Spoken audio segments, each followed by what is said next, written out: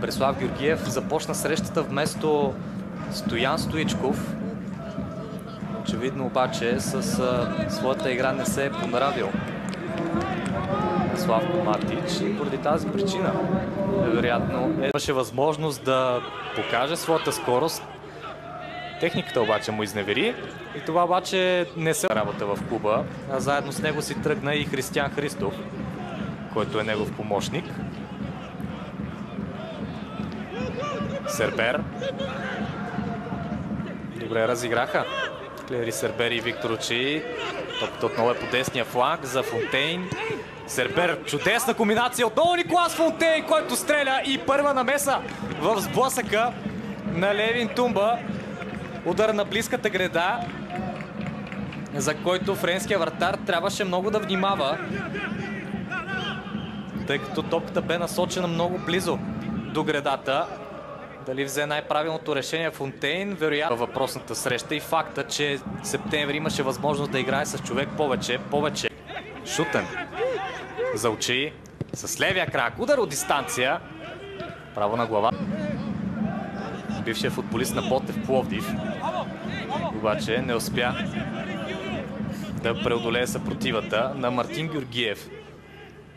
Чудесна изява от играч с номер 6 в бяло.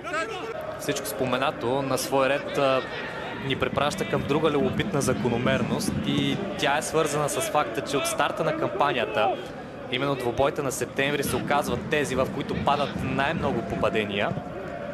Над 3 средно на сблъсък.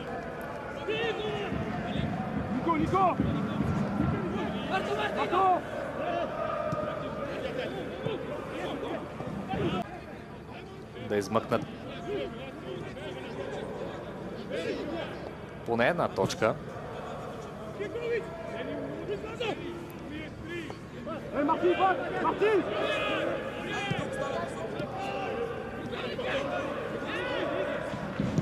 Очей надясно за Шутен.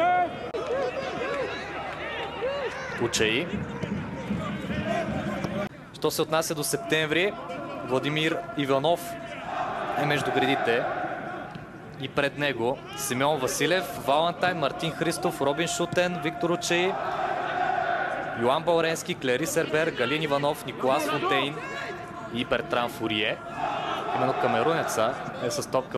66 годишен специалист бе начело на тима от Овча Купел. Точно толкова изминаха. Сегашният му престой е под номер 3 в клуба. Много коментирана бе темата относно преминаването му в Славия. С него към Овча Купел пое и Юлиан Петков. Които не се славят чак толкова много със своята бързина. Да измъкнат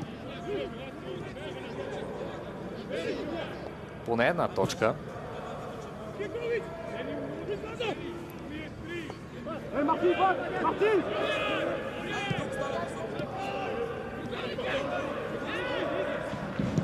Очей надясно за Шутен.